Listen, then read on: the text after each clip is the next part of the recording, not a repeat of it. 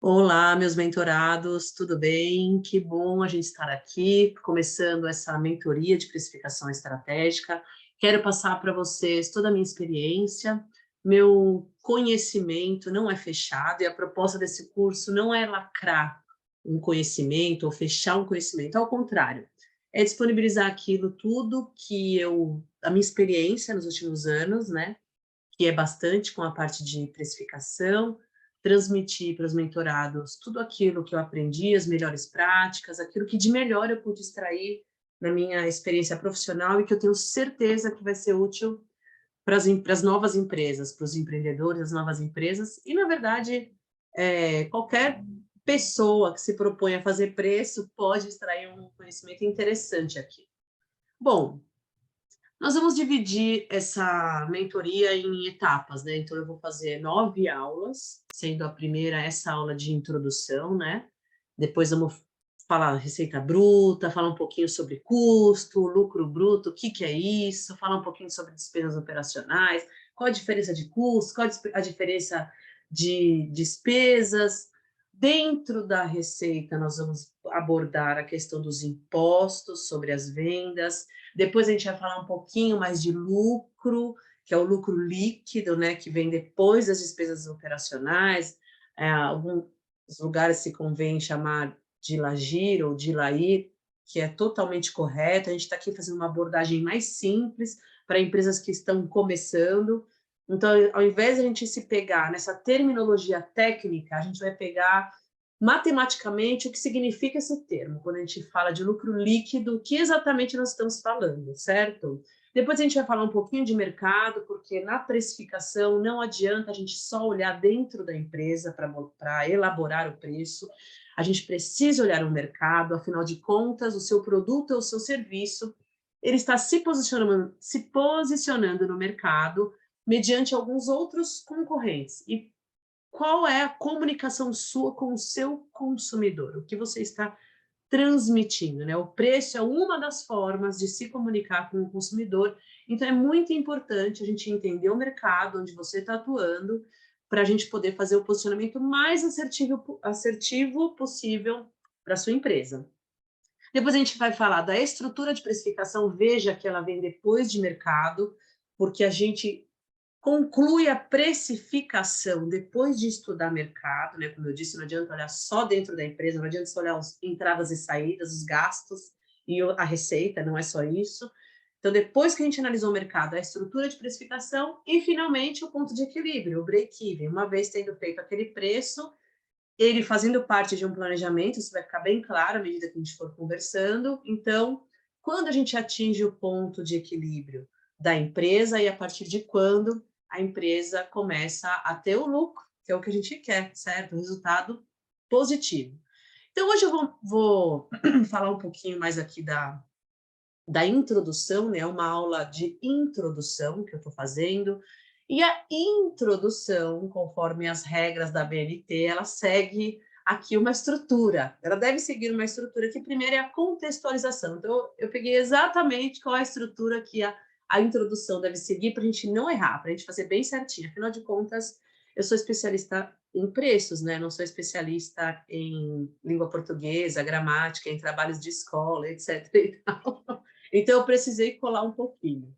Então, vamos contextualizar, né? Então, contextualizando, para quem a gente está falando, com quem eu estou conversando agora, né? Estou conversando com empreendedores que estão iniciando ou que querem iniciar, estou conversando com empresários cujas empresas já faturem até R$ 20.000 por mês ou menos. Como eu falei antes, a empresa fatura 30 mil, pode participar? Com certeza. A empresa fatura 100 mil, pode participar? Com certeza. Só um profissional especialista, gostaria de ouvir um pouco da sua experiência para juntar com a minha e daí extrair alguma coisa melhor. Ótimo, que bom, fico feliz. Então, na verdade, ele é um curso para vários perfis de pessoas, né? Mas nesse momento eu estou me focando aqui nos empreendedores que estão iniciando, nos empresários que têm as suas empresas ainda pequenas, faturando até R$ 20.000, porque normalmente essas pessoas não têm um especialista para ajudá-las a fazer preço. E a gente pode fazer a precificação de uma forma bem simples. Aqui eu vou procurar transmitir bastante conteúdo, Mas todo esse conteúdo é para que a gente possa chegar numa forma simples de precificar, tá? Depois a gente vai, quando chegar na estrutura de precificação, a gente vai conversar um pouco melhor sobre isso. Mas o que é importante? O importante é a gente pegar os conceitos. Isso é o mais importante, a gente fazer a associação daquelas despesas, daqueles impostos, daqueles custos, ou seja, daqueles gastos que eu lanço no meu DRE, associá-los com os processos da minha empresa, os recursos que eu tenho, o próprio mercado. Isso é mais importante porque a empresa é um organismo dinâmico dentro de um mercado dinâmico. A empresa precisa ter essa flexibilidade porque o mercado é dinâmico. Hoje o consumidor ama azul, amanhã pode ser que o consumidor ame vermelho, e aí isso muda o seu custo, muda seu preço. Como a gente faz isso? Entende? Então a gente tem que criar uma estrutura flexível, criar uma estrutura flexível é muito bonito quando a gente fala, né? Mas a gente tem que ter isso na nossa consciência, que às vezes essa estrutura flexível só é um estado de espírito nosso, é o nosso comportamento. A gente precisa ser flexível para estar disposto a flexibilizar a nossa empresa e aproveitar as oportunidades de mercado, certo? Porque o que é que os empreendedores e as empresas estão buscando? As oportunidades de mercado que tragam receita para dentro da empresa, né? E esses empreendedores ou esses empresários dessas empresas que já existem, elas começaram pelo quê? Elas começaram por uma ideia que resolvia a dor de um grupo de consumidores. Então, qual o segmento que você trabalha? Qual é o nicho que você trabalha? Se você se consultar com um profissional de marketing, o primeiro entendimento que ele vai querer fazer é quem é o seu cliente? Qual grupo de consumidores você está atendendo? O segundo é qual é o seu produto? Né? Qual é a dor, qual é a ideia que você teve que resolve a dor de um grupo de consumidores? Essas ideias viram empresas, essas empresas necessariamente precisam ter um modelo de negócio, obrigatoriamente, como a gente faz uma empresa sem um modelo de negócio, certo? E esse modelo de negócio ele está encaixado em uma cadeia logística. Então, qual é o seu papel nessa cadeia logística? Qual é o seu modelo de negócios nessa cadeia logística? Você é um fabricante, você está atendendo direto o consumidor final, você é um fabricante que está passando sua mercadoria para um distribuidor, que depois vai passar para um varejista, que depois vai passar para o consumidor final. Não, você é o distribuidor que está comprando de um fabricante, está transferindo para o varejista. Você é um e-commerce, né? Um varejista e-commerce, um varejista que está na rua. Você é um prestador de serviço, comprando insumos de um distribuidor ou de uma indústria para utilizar na prestação dos seus serviços. Então, onde você está encaixado na sua cadeia logística, qual é a origem do seu produto e até onde ele vai, certo? E qual é o seu modelo de negócios? Qual é o seu modelo de negócios dentro dessa cadeia logística? Tudo isso são informações extremamente importantes para as empresas, né? E o que acontece? Depois que a gente estabeleceu o nosso modelo de negócio, que a gente teve a ideia, definiu o nosso público, resolveu criar a empresa, definiu o modelo de negócios, entendeu onde nós estamos na cadeia logística, então a gente entra para a parte de colocar a empresa para funcionar, tá certo? E aí eu trouxe aqui um estudo do Sebrae antigo, inclusive, se eu não me engano, esse estudo é de 2014, mas embora seja um estudo antigo, ele é muito atual, pelo menos esse que a gente encontra na internet, né? Acredito que o Sebrae esteja atualizando esse estudo, né? Mas esse que a gente encontra, ele faz muito sentido, ele é muito verdadeiro com o que acontece nas empresas, né? Que é a causa-morte das empresas. Então, por que as empresas morrem? Né? Por que elas deixam de existir? E muitas delas deixam de existir com 2 anos de existência. Primeiro, porque falta planejamento prévio, a gente aqui está falando totalmente da precificação. A precificação ela entra no seu planejamento, na sua meta de receita, sua meta de despesas, certo? Falta outra causa-morte, é a questão da gestão empresarial. Então, tendo sido feito esse planejamento, você elaborou uma forma, um processo de trabalho, as atividades, os recursos, você precisa fazer a gestão para que aquele seu planejamento esteja sendo levado a cabo ou para que você possa promover melhorias no seu planejamento na hora que você está executando. Você põe ele para rodar, põe para executar o planejamento. E o comportamento do empresário. E aí existem uma infinidade de fatores que podem atrapalhar muito a empresa, mas eu digo assim que a disciplina disciplina do empresário e o controle emocional são fundamentalmente importantes.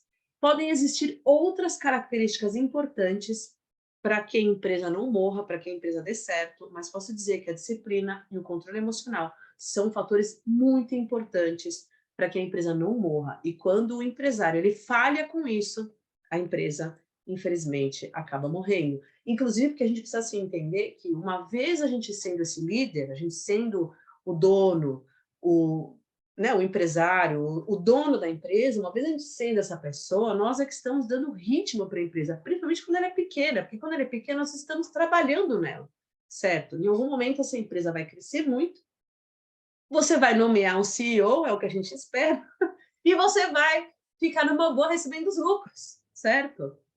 Ou até ela chega numa situação interessante, você está a fim de se aposentar, e você vende o seu negócio, ganha uma grana, e aí tá tudo bem, não é verdade? Mas você trilhar este caminho vai depender do seu comportamento, de qual ritmo que você está dando para a empresa. Não esqueça que um líder, em qualquer circunstância que a gente está falando empresário, um líder é um exemplo para as pessoas, e as pessoas vão seguir o seu exemplo, principalmente se elas estiverem dentro da sua casa ou do seu negócio, né? E aí, qual é o problema de pesquisa? Bom, o problema de pesquisa é o próprio preço. Então, qual é o preço ideal nesse contexto de um empresário pequeno que está começando, que teve uma ideia, abriu uma empresa, estipulou um modelo de negócios e que sabe, se falhar com planejamento, com gestão, que seu comportamento pode morrer. Então, qual é o preço ideal nesse contexto? A gente deve fazer um preço baratinho, para a gente ser competitivo com os concorrentes. A gente faz um preço lucrativo, não estou nem aí, vou botar o preço lá em cima, eu quero é ter lucro, ninguém não me interessa. Ou a gente vai lá, faz um benchmarking, copia os preços da concorrência e vamos ver no que vai dar, né? É uma estratégia que pode dar certo e pode não dar certo. O problema é que a gente não tem a visão, né? E se ela não der certo, qual que é a estratégia de melhoria, né? Então, qual é o preço ideal para a minha empresa trabalhar? E aí é que eu vou vir aqui com os objetivos. O objetivo é chegar no preço ideal. É a gente conseguir elaborar esse preço ideal. É a gente fazer um DRE. A gente vai aprender aqui, fazer um DRE da forma mais simples possível, vou passar todos os conceitos que eu conheço, fazer um planejamento, porque o fazer preço é planejamento, certo? Existem metas envolvidas, sempre, não se iludam, tá bom? E aí, nesse planejamento, a gente chegar num preço que seja competitivo e lucrativo para a empresa, óbvio, certo? Por quê?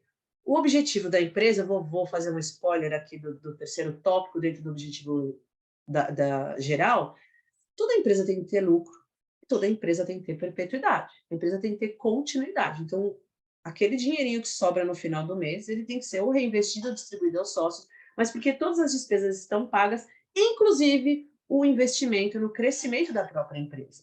Então, a gente tem que saber que, durante um tempo, o lucro que a empresa gerar, ele tem que ser reinvestido. Eu não diria nem durante um tempo, eu diria para sempre. Porque o movimento, ou a empresa crescer, ou ela se renovar. Isso fica muito claro quando a gente analisa um gráfico que chama ciclo de vida dos produtos. Um produto, quando ele é lançado, quando ele não existe, a curva no começo, ela é super ascendente, ela está super subindo, só que a venda, o volume, ainda é muito baixo, mas a margem de lucro é muito alta. Chega um momento que essa curva vai estabilizando, o produto vai ficando conhecido, então vai tendo uma queda natural de preços, e aí o produto atingiu a sua maturidade, e no final essa curva começa a cair, a descender, ou seja, é um produto que já é conhecido, provavelmente já existem outros concorrentes no mercado, então pode ser que o seu produto ou o seu serviço não seja mais o preferido, e aí você precisa entrar numa inovação, num processo de inovar o seu produto, apresentar uma melhoria, uma vantagem, para que o consumidor retome o gosto por consumi-lo, certo? Procurem, dê um Google aí, ciclo de vida dos produtos, para você compreender bem esse conceito muito real do que eu estou falando, tá? Porque economicamente é uma questão natural, os preços sempre tendem a cair. Então, qual está sendo o nosso esforço para a gente manter aquele preço competitivo e lucrativo, né? Então, O outro objetivo é ter uma empresa lucrativa, uma empresa redonda, uma empresa que você está trabalhando, que você tem satisfação de trabalhar, que você tem alegria quando você vê os resultados, tem aquela gratidão, fala, pô, legal, minha empresa está dando certo, está dando lucro, estou pondo uma grana por mês todos os meses, né? Então a gente tem aquela satisfação de realizar as tarefas no dia a dia. Que gostoso, né? A gente ter esse trabalho tão satisfatório e ver o resultado dele. Isso é muito bom. E a gente ter essa concepção correta de que lucro significam as vendas menos os gastos. Pelo menos o lucro econômico. Aí a gente vai migrar, aqui a gente vai falar um pouquinho sobre lucro financeiro, porque quando a gente faz a continha no papel e sobra um lucro lá, maravilhoso. Só que esse lucro, ele precisa se efetivar. Efetivar em dinheiro que sobra na conta corrente da empresa ou no bolso do sócio ou no caixa da empresa, né? E aí aqui tem essa partezinha aqui que eu quero falar. Por quê? É muito gostoso ter uma empresa redonda, é satisfatório a gente trabalhar numa empresa redonda, ver os resultados também é muito satisfatório, porém, mesmo que a gente trabalhe naquilo que a gente ame, que a nossa empresa tenha nascido de uma ideia maravilhosa, que está resolvendo uma dor, isso faz todo sentido para o mercado, mesmo assim, nós teremos aquelas atividades desagradáveis e que nós não gostamos de fazer. E isso é cada um. Tem pessoas que amam fazer o financeiro, tem pessoas que odeiam, tem pessoas que amam fazer marketing, redes sociais, etc. Tem pessoas que odeiam. Mas todas essas atividades são importantes para a empresa e não podem ser deixadas de lado porque a gente não gosta de fazer. Então, quando eu disse lá em cima sobre o comportamento, sobre a disciplina, aqui eu repito. Então, a gente ter maturidade e disciplina com aquelas atividades que a gente não gosta, com aquelas que nos desagradam. Então, primeiro a gente tem um olhar assertivo e sincero para elas, dizer: financeiro não gosta de você, faço porque eu preciso. Marketing não gosta de você, faço porque eu preciso. E dou o meu melhor, certo? Então, o que é aquilo que você não quer fazer, mas que você tem que fazer? Ter sempre em mente que uma empresa está procurando fazer sempre o seu melhor. E à medida que você cresce, muito possivelmente essas atividades que você não gosta são aquelas que você vai delegar a algum profissional que seja competente. Então, a importância de você fazer essas atividades, mesmo não gostando, nesse estágio inicial da empresa, é porque você está concebendo o mercado, as ideias, os processos da empresa. E quando você precisar delegar, você vai fazer isso de uma forma muito mais competente e assertiva. E a pessoa que está recebendo aquela incumbência, aquela responsabilidade, vai conseguir entender melhor com o seu briefing, de alguém que já viveu aquilo, vai conseguir entender melhor os objetivos que se espera dela, o que ela precisa fazer, quais são as atividades, o que ela precisa entregar, entende? Vai conseguir entender muito melhor a cultura da empresa, porque você está transmitindo para ela, através do treinamento, a cultura da empresa, e isso é muito importante. A gente ignora um pouco essa questão da cultura da empresa, missão, visão, valores, mas isso é fundamental na empresa. Uma empresa que não tem uma cultura organizacional sólida, tem os seus profissionais trabalhando cada um para uma meta diferente, ou com valores diferentes, que é muito pior. Então, imagine um profissional seu tratando um cliente de uma forma que você desaprova ou que está agredindo um dos seus valores. Às vezes o erro não é dele, às vezes o erro é porque a cultura organizacional da empresa não foi transmitida a ele, ou é uma cultura que não é sólida. E no começo, quando a empresa é pequena, a solidez da cultura vai depender muito do seu líder, do empresário. E aí a gente entender também como objetivo, né? Falei um pouquinho, né? Eu não aguento, né? Eu quero explicar uma coisa, acabo dando spoiler. É a gente entender um pouquinho a diferença entre o lucro econômico e financeiro. Os dois são importantes, no entanto, o lucro econômico, que é aquele que a gente enxerga no DRE, ele precisa ser visto também no fluxo de caixa, eles têm que se transformar em dinheiro. Por exemplo, eu vendi hoje essa caneta aqui. Vendi uma caneta hoje. Vendi por R$ 2 essa caneta. E quando eu comprei essa caneta, eu paguei R$ 2 nela. Então, eu já, faz de conta, paguei essa caneta para o meu fornecedor. E agora eu vou vender e vou receber daqui a 30 dias, certo? Então, assim, eu tive lucro econômico? Tive. Eu comprei por R$ 1, vendi por R$ 2, então meu lucro bruto é R$ 1 por caneta. Cada caneta que eu vendo, eu tenho uma margem de contribuição que equivale a R$ 1. Um lucro bruto, uma margem bruta que me sobra ali R$ 1 para pagar as despesas e o lucro líquido, certo? Só que esse dinheiro não está no meu bolso, porque eu vou receber do meu cliente daqui a 30 dias. A propósito, hoje, como eu já paguei o meu fornecedor, o meu fluxo de caixa está negativo. Então, esse é um lucro que ainda não se realizou no meu fluxo de caixa. Então, a gente precisa ter essa visão que o lucro econômico é importante e que ele precisa ser realizado até ele se tornar um lucro financeiro. E com o que a gente faz isso? Com processos, com as atividades, com recursos, com pessoas. Processos. Grava essa palavra na sua mente. Processos são muito importantes. Porque se não tiver alguém ali para oferir o recebimento do cliente, vamos supor que é um boleto que aquele cliente não pagou. Alguém tem que estar atrás dele para dizer, cliente, ó, você precisa me pagar, tem juros, alguém está nesse controle? Isso é processo, certo? E isso faz realizar o lucro no fluxo de caixa das empresas. E o que a gente quer, né? O lucro financeiro são as entradas e saídas no caixa. E o que a gente quer? A gente quer um fluxo de caixa livre, dinheiro livre. O que é um fluxo de caixa livre? Então, eu trouxe alguns conceitos mais técnicos, né? Capacidade financeira da empresa de gerar caixa para os seus acionistas.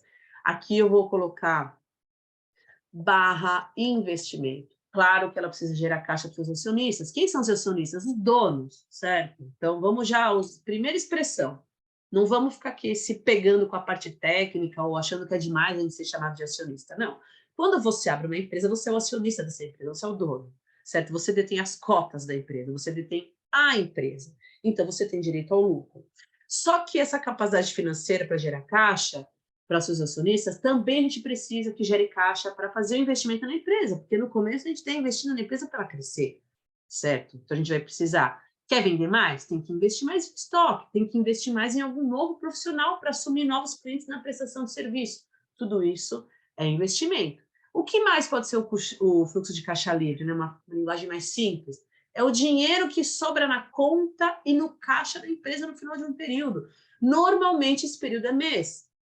Certo, como nós estamos no Brasil, 99% das empresas, não sei se esse número é certo, é um achismo meu, 99% das empresas se organizam mensalmente e anualmente. Porém, eu mesma já trabalhei em empresas que organizavam o ano de 21 em 21 dias. Então, são 252 dias úteis no ano, né? Dá um Google aí, você vai ver que todo ano tem 252 dias úteis. Então, a empresa dividia em período de 21 dias, acho que davam 13 períodos de 21 dias úteis. Então, são formas de a empresa se organizar. Não era uma empresa brasileira, no caso, embora ela estivesse funcionando com a sua filial no Brasil, mas ela trazia essa cultura estrangeira de controle de período por dia útil. Mas o que importa para a gente? Importa para a gente que o fluxo de caixa livre é aquele dinheiro que sobra na conta da empresa ou no caixa da empresa, e ele está livre para ser reinvestido ou para distribuir lucro aos sócios. Você pode distribuir, tirar ele da sua empresa, que ele não vai fazer falta para a sua empresa. Isso é um fluxo de caixa livre. E aí, muito importante, estava falando de processos, é a gente fazer a associação do lucro, das despesas, não digo só de lucro, não, também digo de despesas, de impostos, de custos, de receita, conseguir associar esses números que a gente vai compondo esse nosso DRE para precificar. Então, a gente conseguir associar esses números que a gente enxerga no DRE com processos da empresa ou suas atividades, com os recursos que a empresa detém, com o tempo, a gente estava falando agora de período, então é muito importante a gente conseguir fazer essa associação. Esse é o meu objetivo com essa mentoria, fazer os meus mentorados associarem os seus processos, seus recursos e o seu tempo com a geração de lucro na sua empresa. E aí tá, qual é a relevância dessa pesquisa, né? Por quê? O que justifica eu fazer essa mentoria? Porque eu, como especialista em precificação, fazendo mentoria e consultoria para diversas empresas, percebo que falta para as empresas critérios claros para fazerem seu preço. Elas faziam o seu preço, mas nem sempre elas têm ideia se aquele preço vai trazer lucro para a empresa, se ela está trabalhando com o valor correto. Vejo muitas empresas simplesmente copiando o preço do seu concorrente, mas não estudando a estrutura do seu concorrente. Qual é a estrutura empresarial que está sustentando aquele preço? Qual a estratégia? Às vezes são coisas não muito difíceis da gente perceber. A gente indo numa loja de varejo percebe, a gente conversando um pouquinho mais com um prestador de serviço, a gente já consegue entender, certo? E aí o que ocorre muitas vezes? As empresas também acabam simplesmente somando seus custos, vou chamar aqui de gastos, tá? Gastos são todos os tipos de saída, custo, imposto, despesa, tá? E simplesmente coloca uma margem. Ah, faz um vezes dois aí. Ah, faz um vezes três aí. Vamos ver o que vai dar e a gente fica naquela super esperança que dá certo, não presta atenção nos processos da empresa e aí não sabe se o vezes dois ou o vezes três vai efetivamente sustentar a empresa e vai gerar lucro. E eu vinha falando de processos, né? Então, assim, as empresas não associam a precificação com os processos, com recursos, com tempo e com a meta, o que faz com que não coloque em prática seu planejamento. Então, tudo aquilo que você planejou, o seu planejamento também era a respeito de processos, também era a respeito do tempo que você levaria para fazer determinada produção, para prestar determinado serviços. Quais são as suas metas? Quais são as metas que você colocou ali no seu DRE, metas de venda, metas de gasto que estão sustentando aquele lucro? E quais são os recursos que você tem hoje? Hoje o recurso é o quê? É você mesmo, você é um recurso da empresa, você tem um computador, você tem ali um equipamento para produzir um alimento, por exemplo. Quais são os recursos que você tem na sua empresa, certo? Então, a gente precisa aprender a associar a precificação, a geração de lucro, com tudo isso que eu falei, processo, recurso, tempo. Aqui eu coloquei mais uma palavrinha que é meta, certo? A meta entra muito no planejamento. E outra, empresas que não se planejam. Então, eu coloquei aqui 4 tipos de problemas que eu encontro nas empresas quando vou fazer a precificação. Então, aqui existem 4. Com certeza existem muito mais situações, porque eu tenho certeza que eu não sou uma pessoa que já abordei todos os tipos de problema no mundo, e como qualquer ser humano, eu também sou uma pessoa que tem muito que aprender ainda. E quais são as contribuições, então, que eu posso dar com essa mentoria para os meus queridos mentorados? Primeiro, aprender a elaborar um DRE, certo? Sair do técnico, sair do difícil e para o simples. Vamos elaborar um DRE simples para o seu negócio e dali nós vamos extrair os índices da precificação. Então, nós vamos entender as suas despesas fixas, como elas funcionam, o seu custo. Não vou nem falar de muito de fixo e variável, porque esses são conceitos mais para o fluxo de caixa, mas falando ali do DRE, então, o que é custo, o que é despesa, os impostos, né? Quais são os índices que a gente vai extrair dali? Aprender a associar cada grupo do DRE, já falei isso bastante, né? Com processos, com recursos, com tempo e principalmente com as metas, prestar atenção nas metas, se aquelas metas que a gente colocou, se a gente está conseguindo cumprir, se a gente tem que reorganizar a estrutura empresarial, se a gente tem que olhar um pouquinho o número, o que a gente teria que fazer, então, atingindo ou não atingindo as metas. Mas, principal, aprender a associar o DRE com esses processos. E depois também a gente entender a diferença. Cara, isso é muito confuso, as pessoas se confundem muito o que é margem de venda, o que é margem de contribuição, o que é markup. Eu gosto muito de definir um markup, certo? A partir do preço de compra, por exemplo, se eu estou falando de um produto, a partir do preço de compra do meu fornecedor. Não vou pensar em crédito de impostos, não vou pensar em frete sobre compras, não vou pensar em nada disso.